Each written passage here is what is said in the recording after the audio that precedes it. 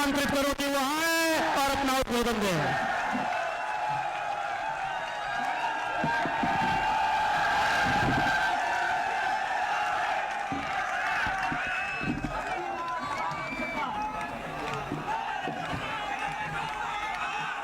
शांति से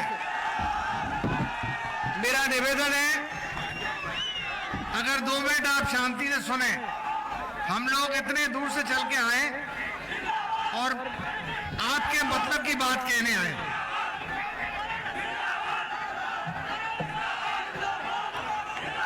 आज के कार्यक्रम के मुख्य अतिथि राजस्थान के भूतपूर्व उप मुख्यमंत्री और भूतपूर्व प्रदेश अध्यक्ष आदरणीय सचिन पायलट साहब, मंच पर विराजमान मेरे साथी रहे मंत्री रमेश मीना साहब, हमारे बुजुर्ग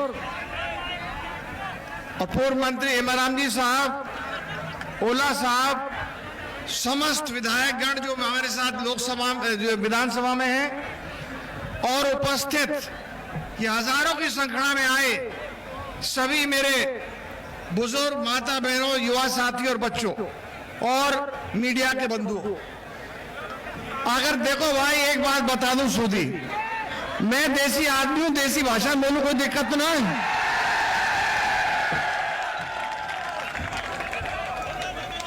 मोदी जी ने जो कानून बनाया, सुनो सुनो आप, बड़ा मजा आएगा, सुनो तो सही। अरे मजा आएगा आपको, सुनो शांति से सुनो, लेके बात में खूब रोड़ा मचा ली, मजा खूब आएगा। सबसे पहली बात तो यह है कि देखो कानून के बारे में तो सब नेता ने चर्चा कर ली, ठीक है। कानून के आपको भी पता है कि सब किसानों को पता है, उसमें मैं चर्चा करूं तो कोई मकसद नहीं। मैं आपको ले जाऊंगा 1914 में जब पहला चुनाव हुआ लोकसभा का, इससे पहला जब मोदी जी ने वायदा किया था कि मैं 2 करोड़ रोजगार बेरोजगारों को दूंगा हर साल, किया था कि नहीं किया था? मैं करोड़ों अरबों रुपया काला धन लेकर के आऊंगा, 15-15 लाख अकाउंट में तुम्हारे सबके दूंगा। कहो तो 15 पैसा हुआ है। और उन्होंने ये भी कहा था कि इसके साथ साथ किसानों का जो भला है उसके लिए हम हमेशा सोचते रहेंगे। बेरोजगारी मिटाऊंगा, काला धन लेकर आऊंगा वापस, और भी चीजें कही थी। वो 2014 की बात, ये 2014 का वायदा है देश के लिए। अब कौन सा चल रहा है? 2021। लेकिन जब 2019 का लोकसभा चुनाव हुआ, यह पिछला लोकसभा चुनाव, जब भी आपने हमारी किसी की नहीं मानी, आपने 2014 के वायदा भी याद नहीं रखे और मोदी मोदी मोदी, फिर सारी की सारी सीट मोदी जी को दे दी। पायलट साहब अध्यक्ष थे, उससे पहले चुनाव हुआ, इस लोकसभा से पहले तो सीटें आई हमारी 199 पे आई थी, फिर 100 हुई, अब 101 हो गई। मेहनत कोई करे,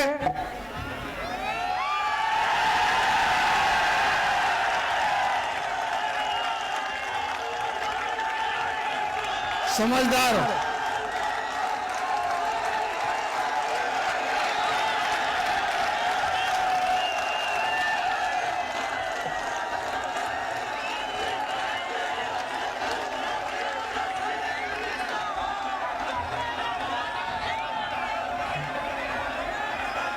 आप मुझसे ज्यादा होशियार हो, आपको क्या भाषण दूं मैं?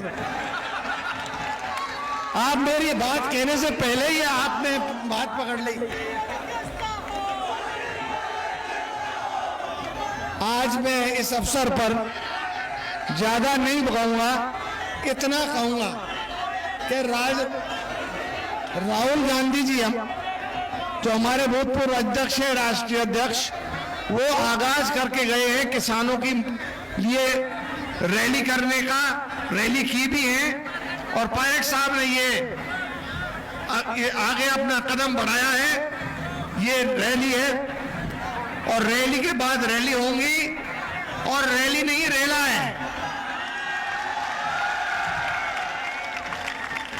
तो इसलिए मैं वेद सोलंकी जी आपको भी बहुत बहुत धन्यवाद देना चाहता हूं। मैं सबको हाथ जोड़कर भरतपुर वासियों की ओर से अपनी ओर से राम राम कहना चाहता हूं और अब आप सब पायलट साहब का इंतजार कर रहे हैं। मैं निवेदन करूंगा माननीय सचिन पायलट साहब से अपना उद्बोधन दें।